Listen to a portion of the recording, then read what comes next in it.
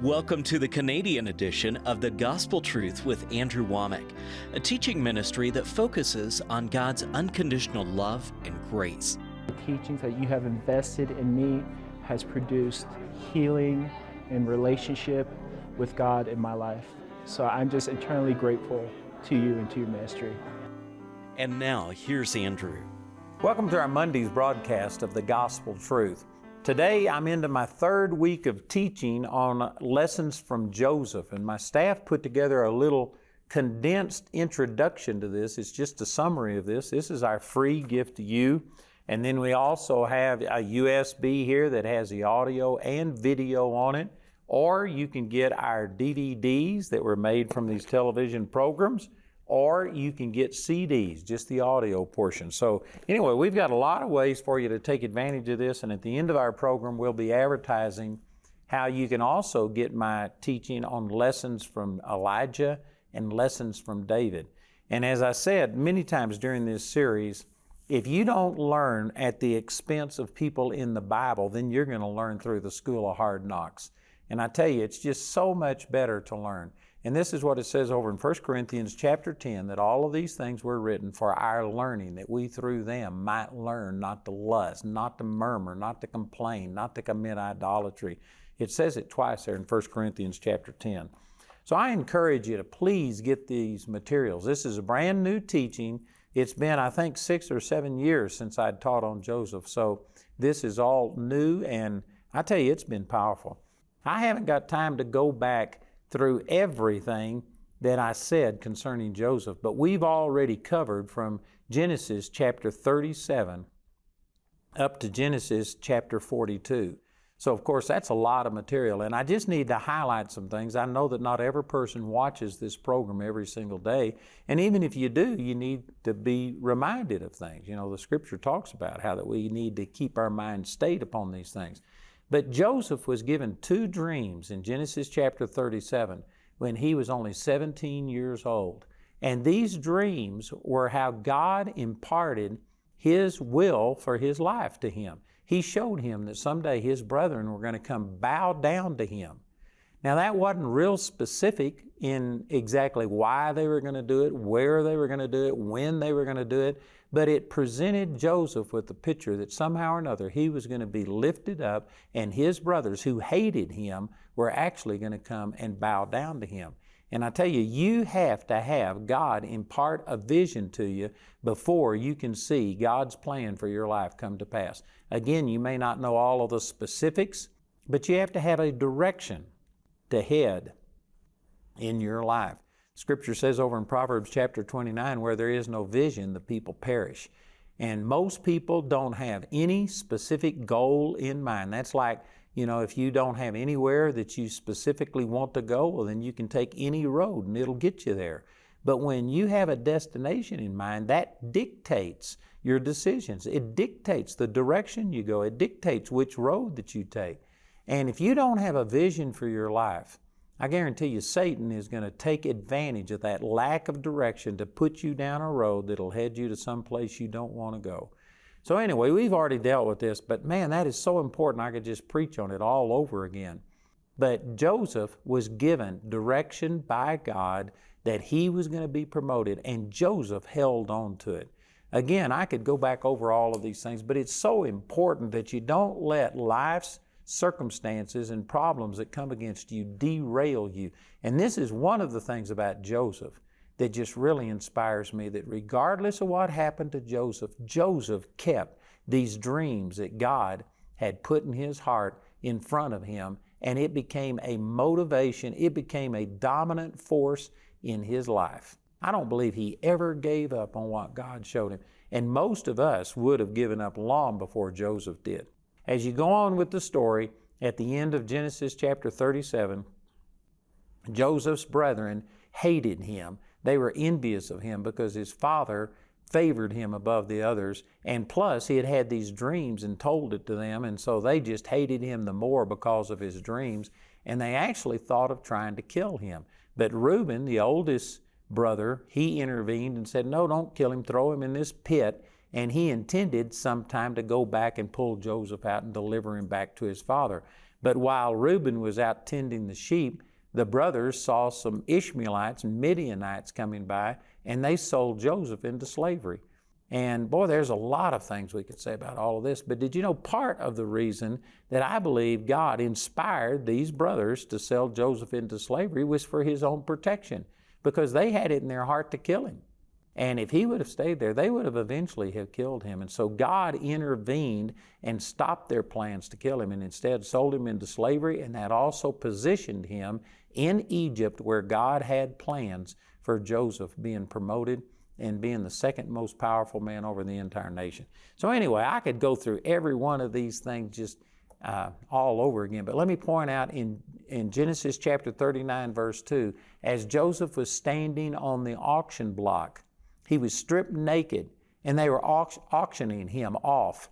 And he had been the favored son, wealthy, favored by his father. Now here he is, an absolute slave, stripped naked and being sold.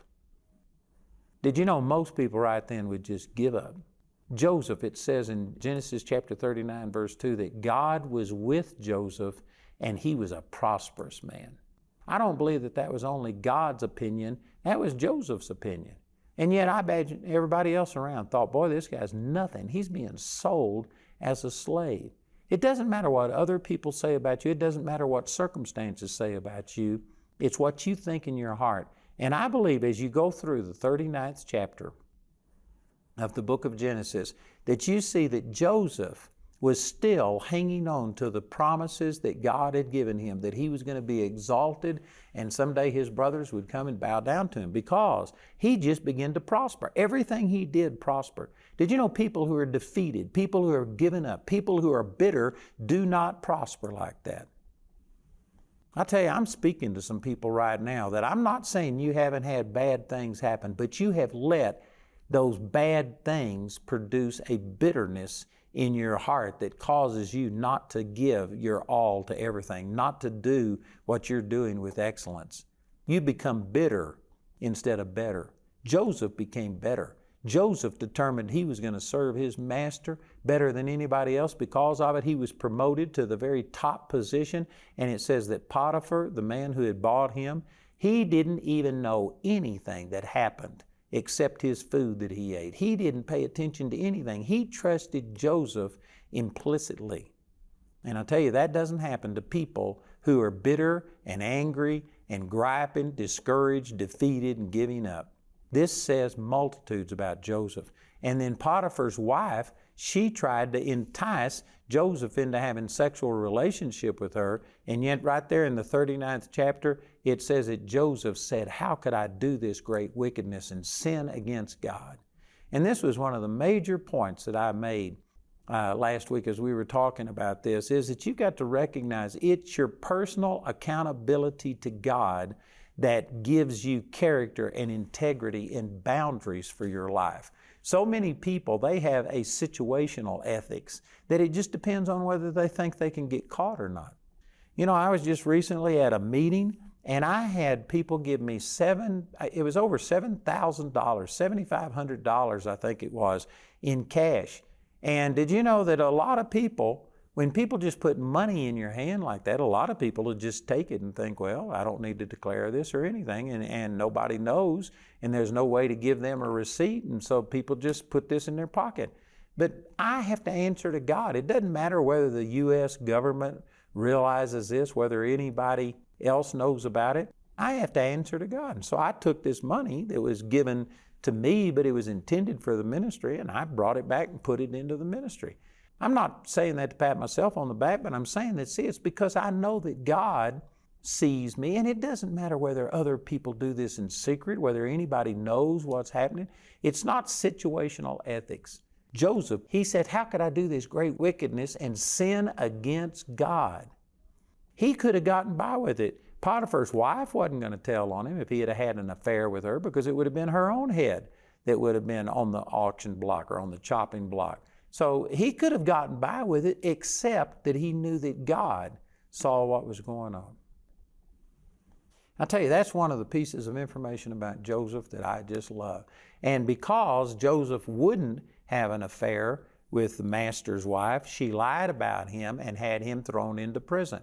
Now, if you had stood strong through becoming a slave, going from the favored son to a slave, if you had done that, when the second thing happened and he was lied about unjustly and falsely accused and put in prison, most people would have for sure given up then. But Joseph kept seeking God, and it says that Joseph was given command over the entire prison, and the jailer didn't even know what was going on. He didn't even show up for work. He trusted a prisoner to run his prison for him. Again, this says volumes about Joseph. Joseph was a faithful man. He was holding on to God's vision for his life. Even though every step he was taking, it looked like it was moving away from promotion. He went deeper and deeper, finally got thrown into prison. How many people give up when things that they're experiencing don't look like what they are believing for? With most people, it doesn't take very long and it doesn't take very much. But Joseph is a great example that he just went through terrible things that were completely contrary to everything that God had shown him, and yet he remained faithful. Again, I say that you don't get put in charge of a prison to where the jailer doesn't even come in, doesn't pay attention to anything. He puts a prisoner in charge of the prison. Did you know that? That's got the possibility of him just opening up the doors and letting everybody escape. But Joseph was faithful. Man, that is awesome to me. And it says in Genesis chapter 40 that one day he walked in and he saw that two of the prisoners, the baker and the butler of Pharaoh who had been thrown into prison, that they were sad. And Joseph was shocked by this and said, "Why are you so sad today?" To me, this is just one of the highlights of Joseph's life. That he was so effective, he ministered to the people in the prison so much that it was unusual to see a prisoner sad. Amen. I guarantee you, you go into our prisons today and I guarantee our prisoners, they have luxury compared to what people had back in these days in Egypt, and yet our guys are sad. You don't find many people that are happy. But in Joseph's prison, it was unusual to find somebody sad. So he says, "Why are you sad?" Turned out they had both had dreams. And Joseph said, "Look, God can interpret a dream. Tell me the dream." And so the butler told his dream, and it was a favorable interpretation. Within 3 days, you're going to be promoted and put back into your position of serving Pharaoh. When the baker saw that the interpretation of the butler's dream was favorable, he says, "Well, here's my dream." And he told it, Joseph interpreted it, "In 3 days, you're going to have your head cut off and you're going to be hung on a tree." Man, Joseph was not a man pleaser. He was listening from God. And I tell you, there's a lesson that you can learn here, because there's so many ministers today that if God was to show you something and give a rebuke to somebody, most ministers won't do it. They just minister to try and make everybody feel good about them. But we are not supposed to be interpreting for ourselves. We are not supposed to be speaking on our own behalf. We're supposed to be interpreting from God. And I guarantee you there's things in our society today that we need to be talking out against. Joseph was a faithful man. And even though he had prophesied and interpreted this dream to the butler and told the butler, "Remember me when you come back before Pharaoh," he went 2 full years with the butler just forgetting him. Once the butler got out of prison, once he was back in a position where he was thriving, he forgot Joseph. Again, this would have caused most people to just quit, because here I am, God used me to promote this butler, put him back into a position, and yet the butler just forgot me. Most people would be sitting there sucking their thumb talking about how bad everything is. And I'm saying this in love, not to be criticizing anybody, but there are some of you that people have treated you bad, and you're just sitting there licking your wounds, sucking your thumb, talking about how bad everybody has treated you. And I'm not saying that they haven't treated you bad, but you can't live there. It doesn't matter what other people do to you. It matters what you have on the inside. You know, I remember when the spies were sent out to spy out the promised land. Moses sent them out in the 13th chapter of the book of Numbers. And they came back and they verified, "Oh, it's a great land and here's the fruit of it. But there are walled cities. There are giants there. We can't overcome them. We were like grasshoppers in their sight." Now that's one thing to have the giants see you as a grasshopper, but they said, "So were we in our sight also." It doesn't matter what other people say about you. It matters what you see, what you say about yourself. If you don't give up on the vision that God has placed on the inside of you, it doesn't matter if other people do or not. And again, I'm not saying that that's necessarily something that's easy to do, but that's the right thing to do. You've got to keep your focus on Jesus. Like when Peter was walking on the water, as long as he kept his eyes on Jesus, he could walk on the water. He could defy the laws of physics. He could operate in miracles. But when he took his eyes off of Jesus and got to listening to the criticism around him, of course it wasn't just people, it was the wind and the waves, but when he took his eyes off Jesus and got to looking at something else that told him, you can't do this, he began to sink. When you take your eyes off of Jesus and the vision that Jesus is giving you, and you start listening to other people and their criticism, it doesn't matter if they think you're a grasshopper compared to them, it's what you think about yourself. So man, these are great lessons to learn. Joseph just remained faithful, faithful, faithful, faithful. And what I ended with last week, I've spent a lot of time today going back and rehearsing all of this, but I tell you, it's just so important. And I know that not everybody watches the program every day, and I know that even if you watch it every day, that you sleep in between and you sometimes forget. We need to go over and over these things, and these are just some of the most powerful lessons to learn from the life of Joseph. And so in the 41st chapter is where Pharaoh finally had his 2 dreams, and Joseph was called out of prison. He shaved himself clean, changed his raiment.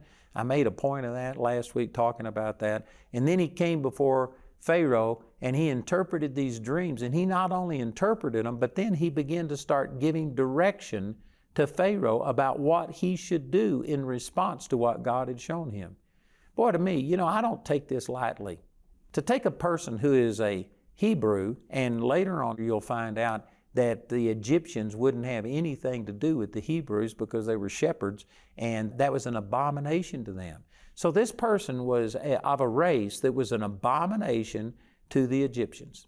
There are some people watching this who you may be of a different color or of a different background or a different financial status, and because of that, you've been rejected and criticized. And a lot of people just wear a chip on their shoulder and they expect failure and they expect hardship. And again, I'm not saying that there aren't racial and religious and financial prejudices. I'm not saying that those things don't exist. But there are some people that just let that stop them. It puts a ceiling and they just think, I can't rise above this. Joseph was of a race that was despised. It was an abomination to the Egyptians.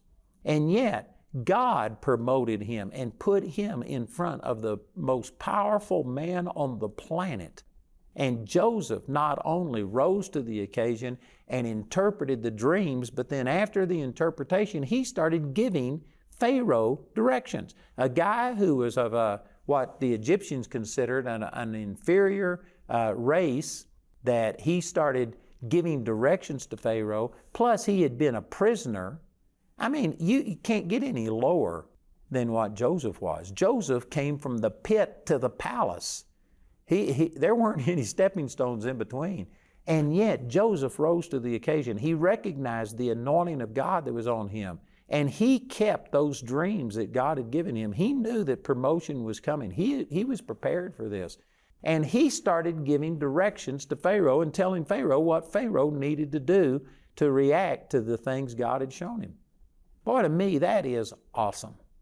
It's one thing to remain faithful and hold on to your hope and things like this, but then you have to be able to see yourself fulfilling what God has put in your heart. I'm still summarizing and running short of time today, but let me just say this, that on January the 31st, 2002, God told me that I was limiting Him by my small thinking. And did you know, I knew what God's will for my life was. I knew that God had called me to the ministry, and I knew that He wanted me to reach people all over the world. But at the time God spoke to me, January 31st, 2002, we were on television reaching 3% of the U.S. population, a very small outreach. Today, we have over 5 billion people worldwide that can watch my program in 9 different languages. We got Bible schools. I think it's either 19 or 20 offices scattered around the world. But back in 2002, man, we were just barely scratching the surface. And I knew that the Lord wanted me to do these other things. It wasn't that I didn't know God's will, but there was a lot of things He showed me, but one of them was I wouldn't let myself see me fulfilling God's will. Now, I knew what God's will was. I knew He wanted me to reach people all over the world. If you would have asked me, I could have told you that that's where I'm going. But I wouldn't let myself just go there in my imagination and see it. And I don't have the words to rightly describe this, but you can't go anywhere in your body that you hadn't already been in your heart. And there are some of you that are believing for healing, but you've never seen yourself healed. There's some of you that are believing for prosperity, but you've never seen yourself prosperous. There's some of you that are believing for your marriage to be healed, but you've never seen your marriage healed. You've got to go there in your heart first. And when I read this in the 41st chapter of the book of Genesis, I see that Joseph, when the opportunity presented itself, man, he rose to the occasion. He stood up. He was telling Pharaoh what he should do. He was giving Pharaoh orders because he had already seen this. He had already been there. But there are some of you that if God was to answer your prayer and give you the promotion, give you the things that you wanted, you aren't ready to handle it because you've never been there in your heart. What I'm saying here is really, really important. And this is one of the lessons that I learned through Joseph.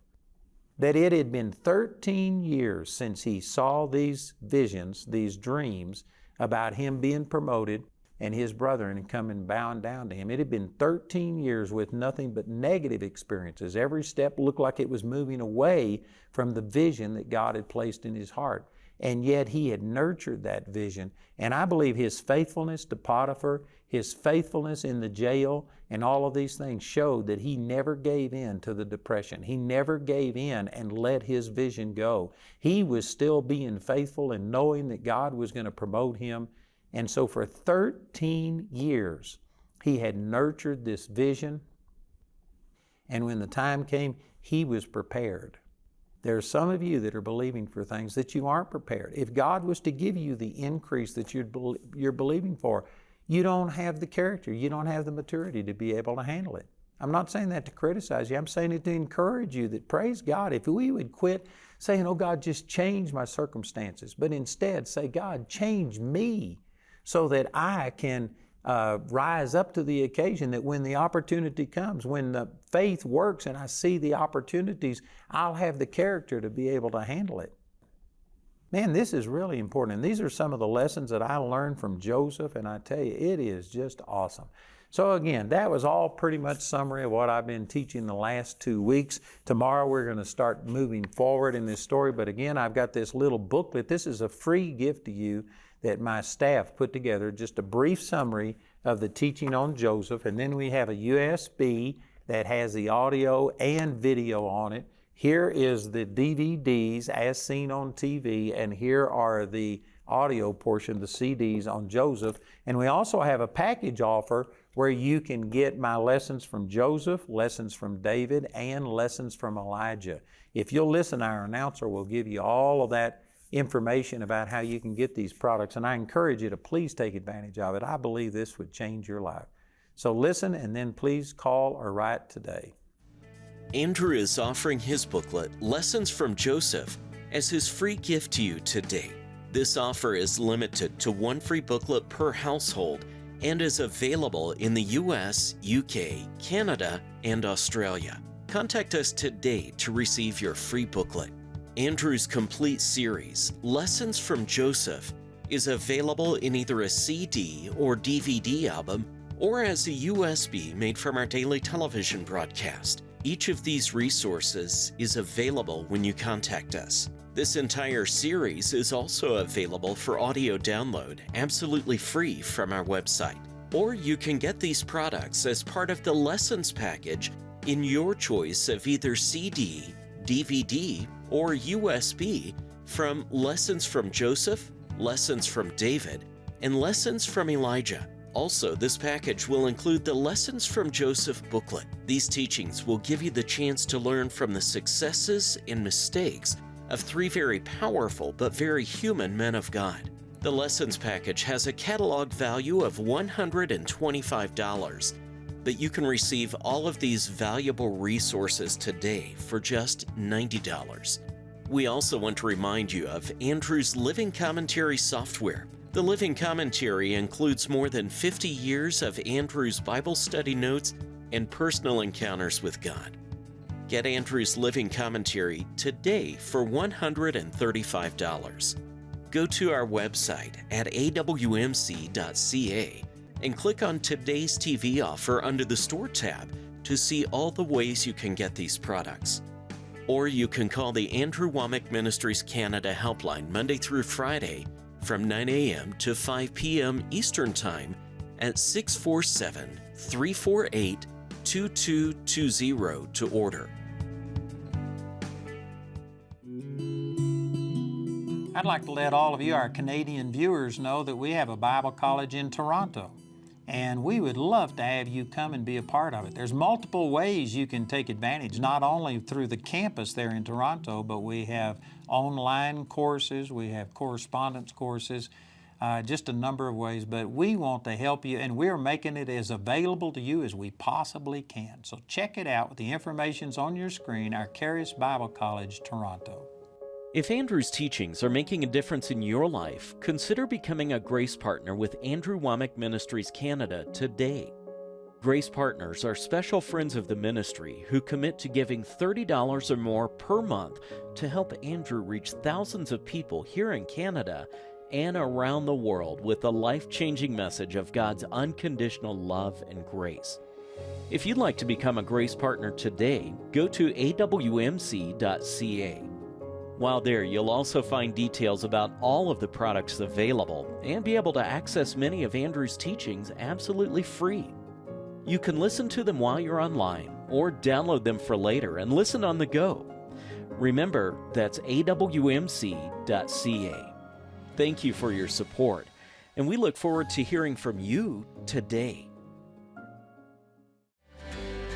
I'd like to give you a special invitation to join me on July the 3rd through the 7th for our Summer Family Bible Conference. This is always one of the highlights of our year. We have things specifically for the youth, for children, for the entire family, and we have a musical production. It's just going to be awesome. Remember, July the 3rd through the 7th for our Summer Family Bible Conference. Did you know Andrew Wommack Ministries is on Facebook, Twitter, YouTube, Instagram, and Pinterest? Follow Andrew on social media today.